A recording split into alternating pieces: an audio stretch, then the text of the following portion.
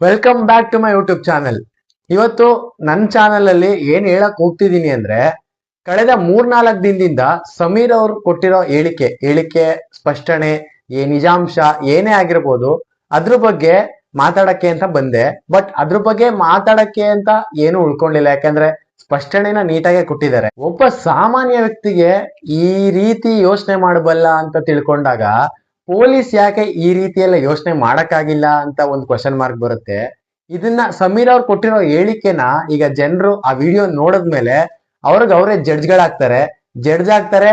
ಹಂಗ್ ಮಾಡ್ಬೇಕು ಹಿಂಗ್ ಮಾಡ್ಬೇಕು ಅಂತ ಯೋಚನೆ ಮಾಡ್ತಾರೆ ಹೊರತು ಅದ್ರ ಬಗ್ಗೆ ಇನ್ಯಾರು ಮಾತಾಡಕ್ ಹೋಗಲ್ಲ. ನಾವಿದೀವಿ ಅಂತ ಹೇಳೋದಷ್ಟೇ ಅಲ್ಲ, ಬಟ್ ಯಾರು ಬರಲ್ಲ ಮುಂದೆ ಯಾರು ಬರ್ತಾರೋ ನಿಜವಾಗ್ಲೂ ಮೆಚ್ಕೊಬೇಕು. ಬಟ್ ಯಾರು ಮುಂದಕ್ಕಂತೂ ಬರಲ್ಲ. ಅದ್ ಏನೇ ಇದ್ರು ಬರೀ ಜನರು ಕಮೆಂಟ್ಗಳ ಮೂಲಕ ಅಥವಾ ಸ್ಟೋರಿ ಆಗ್ಲಿ ಸ್ಟೇಟಸ್ ಆಗ್ಲಿ ಅದ್ ಹಾಕೊಳ್ಳೋ ಮೂಲಕ ಮಾತ್ರ ಪ್ರೊಟೆಸ್ಟ್ ಮಾಡ್ತಿದ್ದಾರೆ ಹೊರತು ಇದ್ರ ಬಗ್ಗೆ ಪಾಪ ಸಮೀರ್ ಅವ್ರ ಬಗ್ಗೆ ಯಾರು ಎಚ್ಚೆತ್ಕೊಂಡಿಲ್ಲ. ಸುಮ್ನೆ ಸ್ಟೋರಿನಲ್ಲಿ ಸಮೀರ್ನ ಸೇವ್ ಮಾಡಿ ಹಂಗ್ ಮಾಡಿ ಹಿಂಗ್ ಮಾಡಿ ಅಂತ ಹಾಕಂತೀರಾ, ಬಟ್ ನಿಜವಾಗ್ಲೂ ಏನಾದ್ರು ಮಾಡ್ತಾ ಇದ್ದೀರಾ? ಏನೂ ಮಾಡ್ತಿಲ್ಲ. ಇವತ್ ನಾನು ಇಲ್ಲಿ ಯಾರ ಪರ ಆಗ್ಲಿ ವಿರೋಧ ಆಗ್ಲಿ ಮಾತಾಡಕ್ಕಂತೂ ಬಂದಿಲ್ಲ.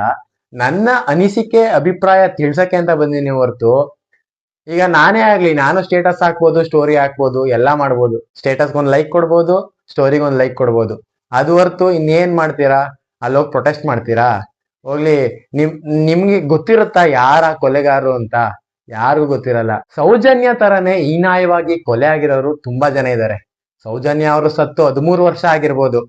ಹಾಗೆ ಡೆಲ್ಲಿಲಿ ನೇಹಾ ಕೇಸು, ಎಲ್ಲರ ಕೇಸಲ್ಲೂ ಒಂದೊಂದು ಇದ್ದೇ ಇರುತ್ತೆ. ಆದ್ರೆ ದೊಡ್ಡವರು ಆರಾಮಾಗಿ ಉಳ್ಕೊಂತಾರೆ. ನಮ್ಮಂತ ಮಿಡಲ್ ಕ್ಲಾಸ್ಗಳು ಆರಾಮಾಗಿ ತಗೊಳಕಂತೀವಿ. ಆರಾಮಾಗಿ ತಗೊಳಕಳಲ್ಲ, ಆರಾಮಾಗಿ ತಗೊಳ ಹಾಕಿಸ್ತಾರೆ. ಅಷ್ಟೇ ವ್ಯತ್ಯಾಸ. ಅದಕ್ಕೂ ಡಿಫ್ರೆನ್ಸ್ ನೋಡಿದಾಗ ಸೌಜನ್ಯ ತರ ಸತ್ತಿರೋರು ತುಂಬಾ ಜನ ಇದ್ದಾರೆ. ನಾನು ಆಗ್ಲೇ ಹೇಳಿದೆ, ಸೌಜನ್ಯ ತರ ಸತ್ತಿರೋರು ತುಂಬಾ ಜನ ಇದ್ದಾರೆ. ಆದ್ರೆ ಸೌಜನ್ಯನೇ ಯಾಕೆ ಪದೇ ಬರ್ತಿದ್ದಾರೆ? ಅವ್ರ ಆತ್ಮ ಏನಾದ್ರು ಇದ್ಯಾ? ಇರ್ಬೋದು ಅಂತ ನಾನ್ ಅನ್ಕೊಂಡಿದೀನಿ. ಯಾಕಂದ್ರೆ ಒಂದೇ ಕೇಸನ್ನ 13 ವರ್ಷ ಓಡಿಸಿ ಇನ್ನೂ ಓಡಿಸ್ತಾನೆ ಇದಾರೆ. ಬಟ್ ಆ ಕೇಸ್ಗೆ ಏನು ಡಿಕ್ಲರೇಷನ್ ಇಲ್ಲ. ಒಟ್ನಲ್ಲಿ ಈಗ ಎಲ್ಲವೂ ನಿಗೂಢವಾಗಿ ಇದೆ ಅಷ್ಟೇ. ಆದ್ರೆ ನಿಗೂಢವಾಗಿ ಅದು ಮುಚ್ಚೋಗುತ್ತೆ. ಈಗ ಸೌಜನ್ಯ ಅವ್ರ ಬಗ್ಗೆ ಬರೋಣ. ಸೌಜನ್ಯ ಅವರು ನಿಜವಾಗ್ಲೂ ಆತ್ಮ ಆಗಿದಾರ ಅಥವಾ ಅವ್ರದ್ದು ಆತ್ಮ ಇಲ್ಲಿ ಓಡಾಡ್ತಿದ್ಯಾ? ಅವ್ರಿಗೆ ಆಸೆ ಆಕಾಂಕ್ಷೆಗಳು ತುಂಬಾ ಇದ್ವಾ? ಯಾಕಂದ್ರೆ ಒಂದೇ ಕೇಸನ್ನ 13 ವರ್ಷ ಎಳಿತಾ ಅದು ನಿಲ್ಲಲ್ಲ. ಯಾಕಂದ್ರೆ ಎಷ್ಟೊಂದ್ ಜನ ಮರ್ತೇ ಹೋಗಿದ್ರು, ಈಗ್ಲೂ ಎಲ್ಲಾ ಮರ್ತಿದ್ವಿ. ಅವ್ರ ಬರ್ತಡೇಲಾಗ್ಲಿ ಅವ್ರ ತಿಥಿಲಾಗ್ಲಿ ಯೋಚನೆ ಮಾಡ್ತಾ ಇದ್ವಿ. ಎಕ್ಸ್ಟ್ರಾ ಏನಾದ್ರು ಯೋಚನೆ ಮಾಡ್ತಾ ಇದ್ವಾ? ಇಲ್ಲ. ಬರೀ ಸೌಜನ್ಯ ಅಂತಲ್ಲ, ನಮ್ಮ ಮಳವಳ್ಳಿಲಿ ಚಿಕ್ಕ ಹುಡುಗಿ ಮೇಲೆ ಅತ್ಯಾಚಾರ ಆಗಿತ್ತು. ಅಂದ್ರೆ ಚಿಕ್ಕ ಹುಡುಗಿ ಟ್ಯೂಷನ್ ಟೀಚರೇ ಅತ್ಯಾಚಾರ ಮಾಡಿದ್ರು. ಅದ್ರ ಬಗ್ಗೆ ಅಲ್ಲೇ ಮುಚ್ಚೋಯ್ತು, ಅಲ್ಲೇ ಆಗೋಯ್ತು. ಮುಚ್ಚೋಗ್ಲಿಲ್ಲ ಅದು, ಬಟ್ ಅರೆಸ್ಟ್ ಆಗಿದ್ದಾರೆ. ಅದು ಕಂಟಿನ್ಯೂ ಆಗ್ತಾ ಇರುತ್ತೆ.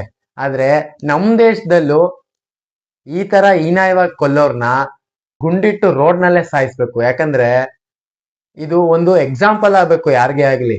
ನಾವು ಮಾತಾಡ್ತಾನೆ ಇರ್ತೀವಿ, ಆದ್ರೆ ಹಳೆ ರೂಲ್ಸ್ ರೆಗ್ಯುಲೇಷನ್ಸ್ ನ ಫಾಲೋ ಮಾಡ್ಕೊಂಡ್ ಬರ್ತಾ ಇದಾರೆ ಹೊರತು ಹೊಸದಾಗಿ ಏನನ್ನೂ ತರ್ತಿಲ್ಲ. ಈಗ ಸೌಜನ್ಯ ಬಗ್ಗೆ, ಒಂದು ಆತ್ಮಕ್ಕೆ ಅಂದ್ರೆ ಒಬ್ಬ ಮನುಷ್ಯಂಗೆ ಏನಾದ್ರು ತುಂಬಾ ಆಸೆ ಆಕಾಂಕ್ಷೆ ಇದ್ರೆ ಅವರು ಎಲ್ಲೂ ಹೋಗಲ್ವಂತೆ, ಇಲ್ಲೇ ಓಡಾಡ್ತಾ ಇರ್ತಾರಂತೆ ಪ್ರೇತಾತ್ಮ ತರ. ಅದೇ ರೀತಿ ಅವರು ಆಗಿರ್ಬೋದು, ಅವರು ಸಮೀರ್ ಕೈಯಿಂದ ಹೇಳ್ಸಿರ್ಬೋದು ಅಂತ ನನ್ನ ಅಭಿಪ್ರಾಯ. ಯಾಕಂದ್ರೆ ಸಮೀರ್ ಅವ್ರು ಕೂಡ ಎಷ್ಟು ಗ್ಲಾನ್ಸ್ ಮಾಡಿ ಎಷ್ಟು ಡೀಟೇಲ್ ಆಗಿ ಎಷ್ಟು ಸ್ಪಷ್ಟನೆಯಿಂದ ಹೇಳಿದ್ದಾರೆ ಎಲ್ಲಾನು. ಅಂದ್ರೆ ಅವ್ರ ಕತೆ ಮೂಲಕ ಹೇಳಿದ್ರು, ಬಟ್ ಒಂದ್ ವರ್ಡ್ ಯೂಸ್ ಮಾಡಿದ್ರು, ಆ ವರ್ಡ್ ಇಂದ ಎಲ್ರಿಗೂ ಅರ್ಥ ಆಗುತ್ತೆ ಇವರೇ ಅವರು ಅಂತ. ಬಟ್ ನಾನ್ ಅದನ್ನ ಯೂಸ್ ಮಾಡೋದ್ ಬೇಡ ಅಂತ ನಾನು ಯೂಸ್ ಮಾಡ್ತಿಲ್ಲ. ಇವರೇ ಅವರು ಅಂತ ಆ ವರ್ಡ್ ಇಂದ ಯೂಸ್ ಆಗುತ್ತೆ, ಅರ್ಥ ಆಗುತ್ತೆ. ಬಟ್ ಎಲ್ರು ಈಗ ದೇವ್ರನ್ನ ಯಾರು ನಂಬ್ತಿಲ್ಲ ಅಂದ್ರೆ ಸೌಜನ್ಯಂಗೆ ನ್ಯಾಯ ಕೊಡಿಸ್ಲಿಲ್ಲ ದೇವ್ರು ಅನ್ನೋ ಬಗ್ಗೆ ಮಾತಾಡ್ತಾ ಇದ್ದೀರಾ. ಬಟ್ ನನ್ಗನ್ಸಿದ್ದು ಸೌಜನ್ಯಂಗೆ ನ್ಯಾಯ ಕೊಡ್ಸಕ್ಕೆ ಅಂತಾನೆ ಸಮೀರ್ ಕಡೆಯಿಂದ ಮಂಜುನಾಥ ಸ್ವಾಮಿ ಅವರು ಈ ತರ ಹೇಳ್ಸಿರ್ಬೋದು ಅಂತ ನನ್ನ ಅನಿಸಿಕೆ. ಯಾಕಂದ್ರೆ ಈಗ ಪಾಸಿಟಿವ್ ಇದ್ರೆ ನೆಗೆಟಿವ್ ಇರ್ಲೇಬೇಕು. ಯಾಕಂದ್ರೆ ನಾನು ಎರಡನ್ನೂ ನಂಬ್ತೀನಿ. ನಂಬಲ್ಲ ಅಂದ್ರೆ ಎರಡನ್ನೂ ನಂಬಲ್ಲ, ನಂಬ್ತೀನಿ ಅಂದ್ರೆ ಎರಡನ್ನೂ ನಂಬ್ತೀನಿ. ನಾನು ಇಲ್ಲಿ ಒಂದು ಚಿಕ್ಕ ಕಂಟೆಂಟ್ ಕ್ರಿಯೇಟರ್ ಅಷ್ಟೇ. ನನಗಿಂತ ದೊಡ್ಡ ಕಂಟೆಂಟ್ ಕ್ರಿಯೇಟರ್ಗಳು ತುಂಬಾ ಜನ ಇದ್ದಾರೆ. ಅವರೆಲ್ಲ ಈಗ ವಾಯ್ಸ್ ರೈಸ್ ಮಾಡ್ತಾ ಇದ್ದಾರೆ. ಬಟ್ ಒಂದು ವಾರ ಆದ್ಮೇಲೆ ಅವ್ರ ವಾಯ್ಸು ರೈಸ್ ಆಗಿರೋದೆಲ್ಲ ನಿಲ್ಲುತ್ತೆ. ಯಾಕಂದ್ರೆ ಆ ಮ್ಯಾಟ್ರೇ ಮರ್ತೋಗ್ತೀವಿ. ಯಾಕಂದ್ರೆ ಒಂದು ಇನ್ಸಿಡೆಂಟ್ ಬಂತು ಅಂದ್ರೆ ಇನ್ನೊಂದು ಇನ್ಸಿಡೆಂಟ್ ಮರ್ತೀವಿ. ಅದೇ ರೀತಿ ಇದನ್ನು ಮರಿತೀವಿ. ಯಾಕಂದ್ರೆ ತುಂಬಾ ಕೇಸಸ್ಗಳು ಬಾಕಿ ಇದಾವೆ.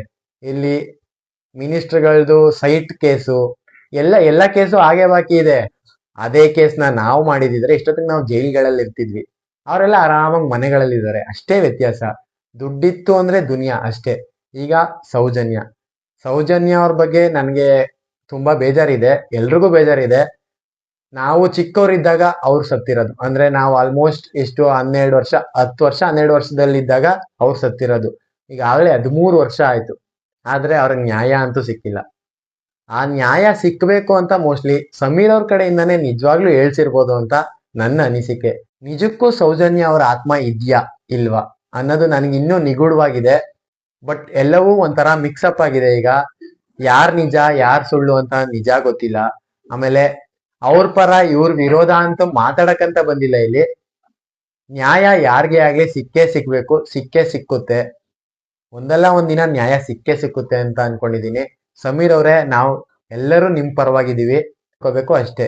ಇಲ್ಲಿ ಯಾವ ಧರ್ಮ ಯಾವ ಜಾತಿನೂ ಬರೋದ್ ಬೇಡ. ಯಾಕಂದ್ರೆ ಒಂದು ಹೆಣ್ಮಗಳು ಬಗ್ಗೆ ಮಾತಾಡ್ತಾ ಇರ್ಬೇಕಾದ್ರೆ ಧರ್ಮ ಜಾತಿ ಬಂದ್ರೆ ನಿಜವಾಗ್ಲೂ ಚೆನ್ನಾಗಿರಲ್ಲ. ಇಷ್ಟು ಹೇಳ್ತಾ ನನ್ನ ಈ ಚಿಕ್ಕ ವಿಡಿಯೋನ ಇಲ್ಲಿಗೆ ನಿಲ್ಲಿಸ್ತಾ ಇದ್ದೀನಿ. ಈ ವಿಡಿಯೋ ಯಾರಿಗೂ ಇಷ್ಟ ಆಗ್ಲಿ ಅಂತ ಮಾಡ್ತಾ ಇಲ್ಲ. ನಮ್ಮ ಅಭಿಪ್ರಾಯ ಅನಿಸಿಕೆ ಮಾತ್ರ ಹೇಳ್ತಾ ಇದ್ದೀನಿ ಹೊರತು ಯಾರು ಏನು ಅನ್ಕೊಳಕ್ ಹೋಗ್ಬೇಡಿ. Take care.